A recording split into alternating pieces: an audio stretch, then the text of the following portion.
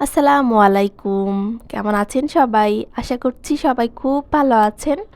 আলহামদুলিল্লাহ আমরাও আল্লাহর রহমতে আছি খুবই ভালোই। প্রতিদিনের মতোই শুরু করছি আমার নতুন আজকের ব্লগ। আজকে ব্লগ ভিডিওটা আমার টুনটুনি পাখিকে দেখিয়েই শুরু করছি। সে ঘুম থেকে উঠে গিয়েছে। এটা হচ্ছে সকালবেলা থেকে ব্লগটা শুরু করেছি। ঘুম থেকে উঠে গিয়েছে, এখন তাকে ফ্রেশ করিয়ে খাইয়ে দিব। তার জন্য নাস্তা একদম রেডি। আর আমি অফ ক্যামেরাতে নাস্তা করে নিয়েছি। এখন শুধু আদিত্যকে নাস্তা করিয়ে দিব। আদিত্যকে নাস্তা করানো শেষ হলে আমার সকালের কাজ একদম কমপ্লিট। আর হালকা একটু কাজ ছিল হাতে, ওটাও করে নিয়েছি। এদিকে বেডশিটটা ধুয়ে দিয়েছিলাম, ওটাও সুন্দর করে গুছিয়ে তারপর উঠিয়ে রেখে দিব। পরে হচ্ছে আবার দুপুরে রান্নায় চলে যাব।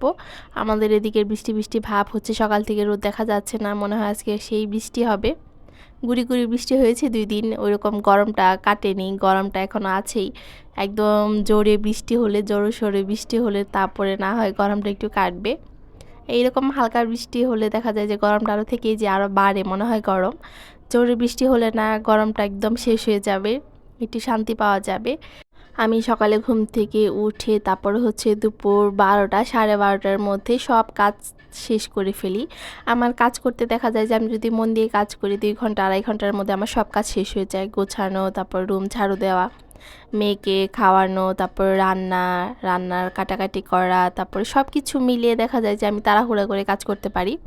আগে পারতাম না, এখন করতে করতে অভ্যস্ত হয়ে গিয়েছি। এখন সব কাজ তাড়াহুড়া করে করে ফেলতে পারি। দেখা যায় যে সকালে ঘুম থেকে ওঠার পর থেকে শুরু হয় আমার কাজ করা। 2 ঘন্টা 2.5 ঘন্টা যদি আমি মন দিয়ে কাজ করি তাহলে আমার সব কাজ শেষ হয়ে যায়। আর এদিকে হচ্ছে একটা আদিতার ড্রেস বানাবো, এটা বাড়ি থেকে এনেছিলাম সেই কবে। লেস বসিয়ে একটা জামা বানিয়ে দিব সুন্দর করে, যেহেতু এখন গরম পড়েছে, একদম চিকন হাতা দিয়ে জামা বানিয়ে দিব। এটা এখনও বানানো হয়নি, রেখে দিয়েছি। যে ভাবির কাছে বানাই সে কখনোই ফ্রি হয় না, সে সবসময় ব্যস্তই থাকে, তাই বানানো হয় না।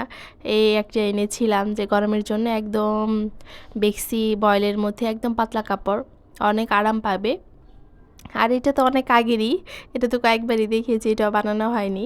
এই কয়েকটা বানিয়ে আনতে দিব ভাবির কাছে, তাই ভাবলাম যে বের করে রাখি, যখন আরেকটা ভাবি আছে, ভাবি তো যাবে, তার কাছে দিয়ে দিব।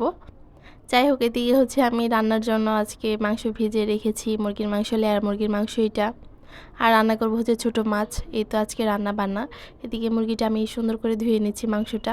আর লেয়ার মুরগির মাংস তো আমার কাছে মুরগির মাংসই পছন্দ, লেয়ার মুরগির মাংস তার পছন্দ।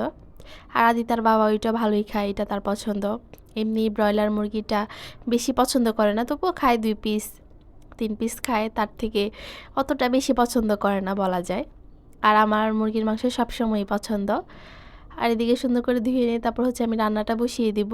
এদিকে আমি মশলাটা বেটে নিয়েছি অফ ক্যামেরাতেই, ওটা আর দেখাইনি, যেহেতু তাড়াহুড়া করে অনেক কাজ করি।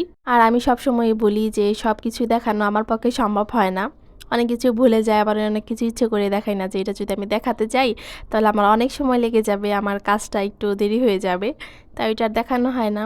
যতটুকু সম্ভব পারি ততটুকুই সবার সাথে শেয়ার করার চেষ্টা করি সবসময়ই। এদিকে আমি মশলাটা সুন্দর করে কষিয়ে নেব।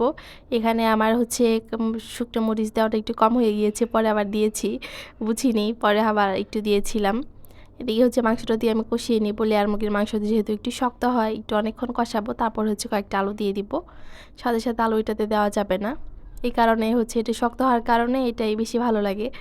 এই রান্নাটা বসানোর পর হচ্ছে আমি ছোটো মাছটা বসিয়ে দিব। আর এই রান্না আমি মুরগির মাংসটা বসানোর পর হচ্ছে অনেক কাজ করেছি, কাপড় ধুয়েছি, তারপরে হচ্ছে ছোটো মাছের সবজি কেটেছি, ছোটো মাছ বসিয়েছি, ছাদেও গিয়েছি, তারপর আদিতাকে 11:30টার দিকে ওটা নাস্তাও করিয়েছি, সেটা কিন্তু আমি আর শেয়ার করিনি।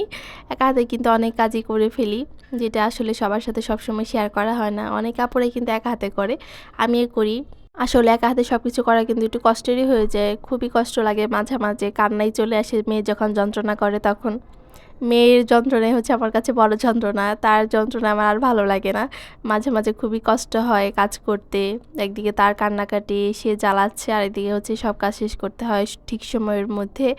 আমার তো দেখা যায় যে 12টা 12:30টার মধ্যে সব কাজ শেষ হয়ে যায়, এইভাবেই করি। আর দেরি হয়ে গেলে আমার দেখা যায় যে ভালো লাগে না।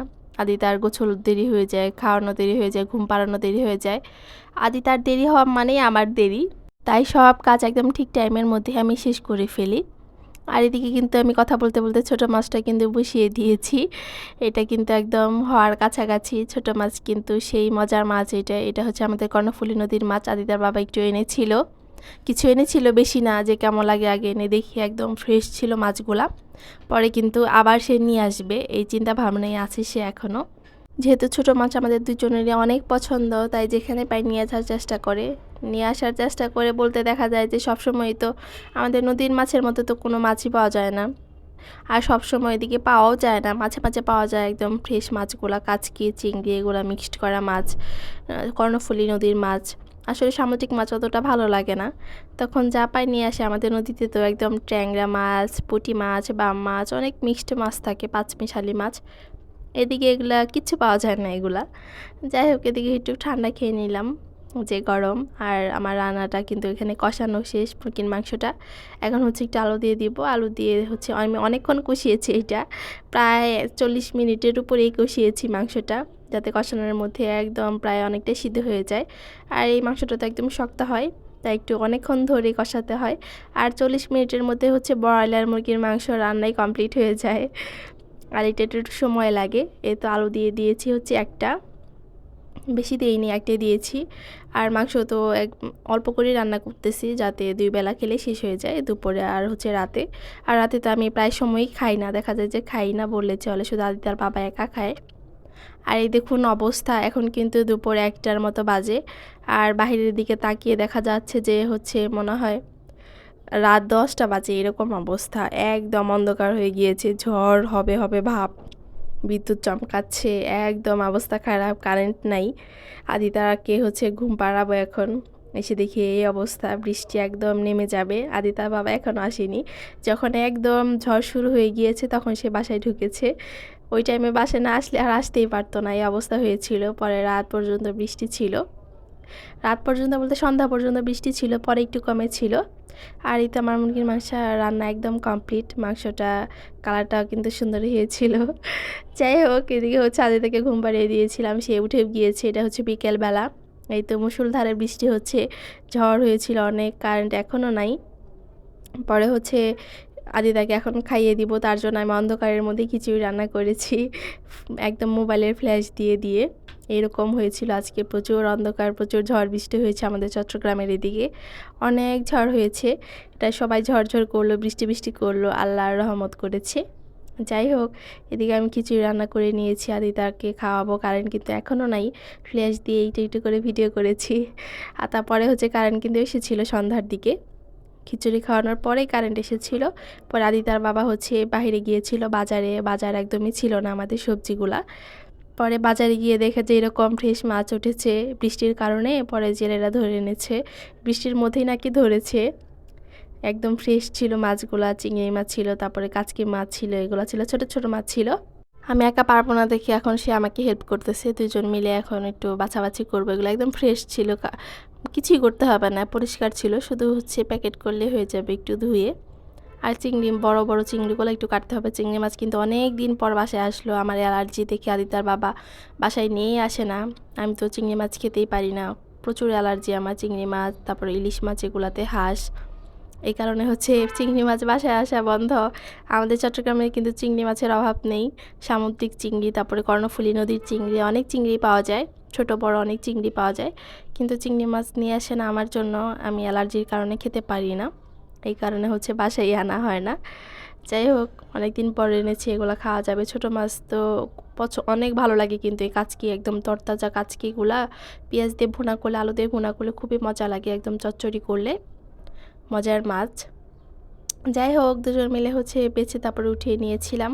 পুঁইশাক এনেছিল, একদম ফ্রেশ পুঁইশাক, এগুলো হচ্ছে বাছছি আমি সুন্দর করে কেটে, তারপরে ফ্রিজে রেখে দিয়েছি। এগুলো তো আর আজকে রান্না করা যাবে না, ভালো ছিল দেখে নিয়ে এসেছে।